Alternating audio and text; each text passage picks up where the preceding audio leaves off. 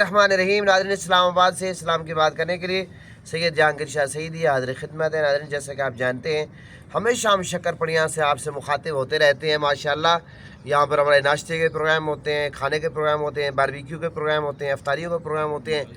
माशाअल्लाह बहुत सारे यहाँ प्रोग्राम होते हैं हमारे दोस्तों के। अल्लाह ताला ने जिसको जो खुशी अता करता है उसके लिए हम यहाँ प्रोग्राम करते हैं। बहुत सारे ऐसे दोस्त हैं जिनके प्यारे बिछड़ जाते हैं, उनके लिए दुआया तकरीबें भी हम यहाँ करते हैं। शक्करपड़ियाँ को ये एजाज़ हासिल है। तो आज का ये जो प्रोग्राम है, हमारे बहुत ही प्यारे साथी हैं, बुज़ुर्ग साथी है हमारे मोहतरम सिफत नूर साहब। माशाअल्लाह, ये बहुत ही मेहनत करते हैं। ये तकरीबन आज तकरीबन उन्होंने 9-10 केक बनाए हैं अपने घर में। तकरीबन 10-12 दिन से इस पे लगे हुए थे। और आप अंदाज़ा लगाएं, घर से केक बना कर लाना और ख़ालिस चीज़।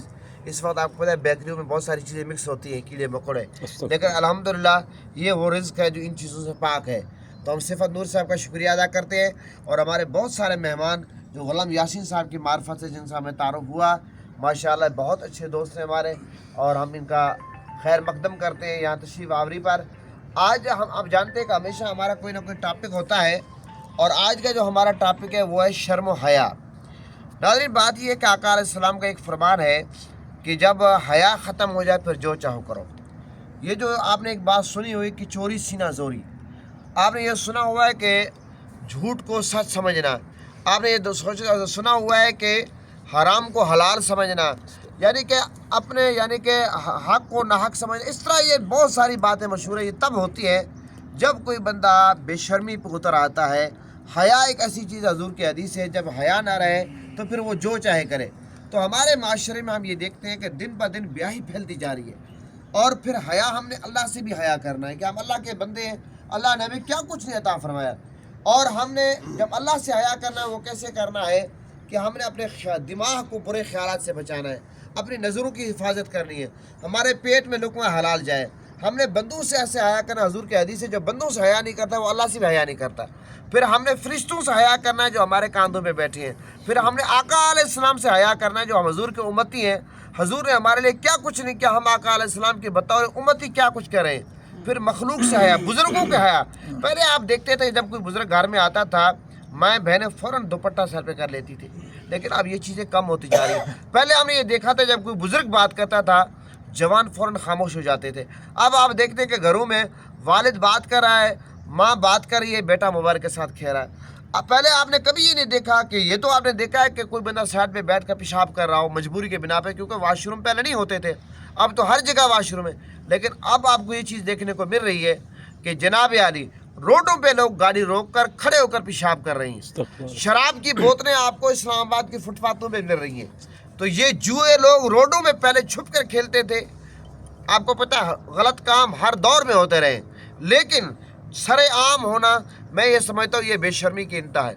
और ड्रेस लोगों ने जिस तरह के पहने हुए हैं, एक बाप ने खच्चा पहना हुआ है, अब वो ये समझता है कि मेरी बेटी की तरबियत हो और मेरी औलाद की तरबियत हो। कैसी तरबियत होगी जब हमारा ड्रेस भी सही नहीं होगा, हमारी गुफ्तगू सही नहीं होगी, हमारा लिबास सही ना होगा। और हम तो अब ये देखते हैं कई नौजवानों ने पैंटें पहनी हुई है जनाब, वो यहाँ घुटनों से ऊपर ये इधर ये फटी हुई है। मैं बहुत अरसे तक समझता था कि बेचारे कोई गरीब है, पैंट ख़रीद नहीं सकते। अब पता चला कि ये कोई यूरोप का फैशन लेकर आए हैं जनाब, ये तरक्की याफ्ता अपने आप को समझते हैं। मैं समझता हूँ कि ये हमारे मुल्क में जो बेशर्मी की इंतहा होती जा रही है, ये मुल्क इस्लाम के नाम पर बना है, और यहाँ पर ये जो बेशर्मी हो रही है हमें इससे बचना चाहिए। और मैं ये समझता हूँ कि हम अगर इदारों के लिए ये कहते रहेंगे कि जनाब गवर्नमेंट है यहाँ पर कोई इस्लाम नाफिज करेंगे, उन लोगों ने कोई इस्लाम नाफिज नहीं करना, बल्कि जो इस्लाम का चेहरा है उसको मज़ीद मस्त करना है। हम में से हर शख्स ये कोशिश करे अपने ऊपर इस्लाम खुद नाफिज करे, अपने घरों में इस्लाम नाफिज करें, अपनी औलाद पर, बच्चों पर, ख़ानदान पर। जब हम ये इब्तदा करेंगे फिर हर तरफ निज़ाम मुस्तफ़ा का बोलबाला होगा। शर्म व हया, जिसमें हजूर ने फरमाया कि ये जो हया ये कुल दीन है, और हजूर ने फरमाया कि हया और ईमान ये लाजिम मलजूम है। इनमें से जब एक चीज़ चली जाती है दूसरी खुद ब खुद चली जाती है। तो लिहाजा हया बहुत लाजमी है, हया होगा। और हया एक ऐसी बाउंड्री, मैं आखिरी बात करके अपनी बात ख़त्म करूँ, जिस तरह आप घोड़े को लगाम डाल के कंट्रोल करते हैं, हया बंदे को कंट्रोल करता है। ऊँट कितना ताकतवर जानवर है, उसको आप निकेल डालते हैं तो ऊँट कंट्रोल होता है।